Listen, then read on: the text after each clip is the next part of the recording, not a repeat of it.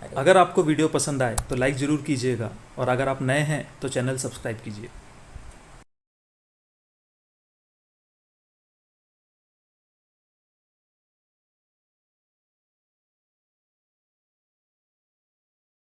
मुश्किलें तो आती रहेंगी, कभी छोटी कभी बड़ी।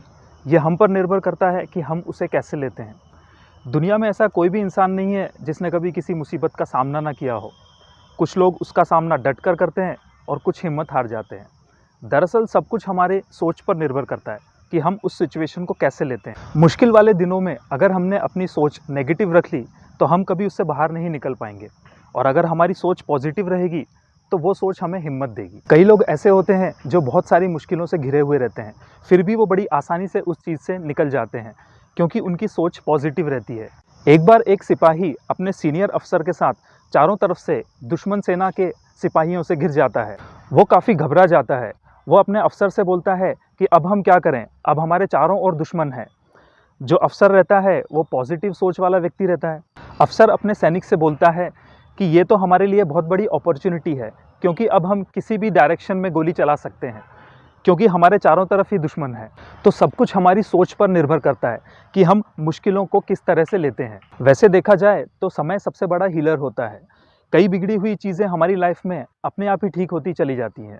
ऐसा कहा जाता है कि समय बड़ा बलवान होता है या समय परिवर्तनशील होता है। तो कुछ चीज़ें हमें समय पर भी छोड़ देनी चाहिए।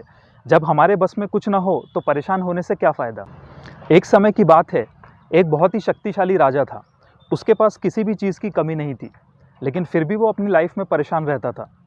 वो ज़िंदगी जीने के उस फॉर्मूले या सूत्र की तलाश में था जिसके द्वारा वो किसी भी परेशानी या मुश्किल से बड़ी आसानी से निकल जाए। उसने अपने सभी मंत्रियों को उसकी खोज में लगा दिया। काफ़ी दिन बीत जाने के बाद भी कोई उसकी परेशानी का सॉल्यूशन न ला सका। कुछ दिनों बाद एक व्यक्ति उसकी सभा में आता है और उससे कहता है, महाराज, हमारे राज्य में एक बहुत ही पहुँचे हुए संत आए हैं। हो सकता है आपकी परेशानी का समाधान उनके पास हो। राजा तुरंत उस संत के पास पहुंचता है और उनसे अपनी परेशानी बताता है।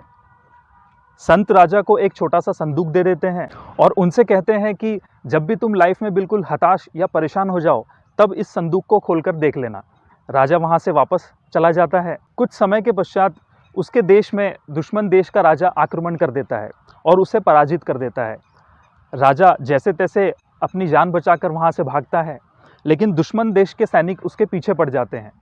वो जान बचाकर एक जंगल में छुप जाता है। जब वो काफ़ी हताश या परेशान हो जाता है तब उसे उस संदूक की याद आती है जिसे वो हमेशा अपने पास रखता था। वह तुरंत उस संदूक को खोलता है। उसमें उसे एक छोटी सी पर्ची नज़र आती है। वो उस पर्ची को खोलकर देखता है तो उसमें बड़े बड़े अक्षरों में लिखा रहता है, ये वक्त भी गुजर जाएगा। तो याद रखें, जब भी लाइफ में बुरा समय आए तो इसी पंक्ति को दोहराते रहें, ये वक्त भी गुजर जाएगा। तो फिर मिलते हैं अपने अगले वीडियो में एक नई सोच के साथ। तब तक के लिए जय श्री राम।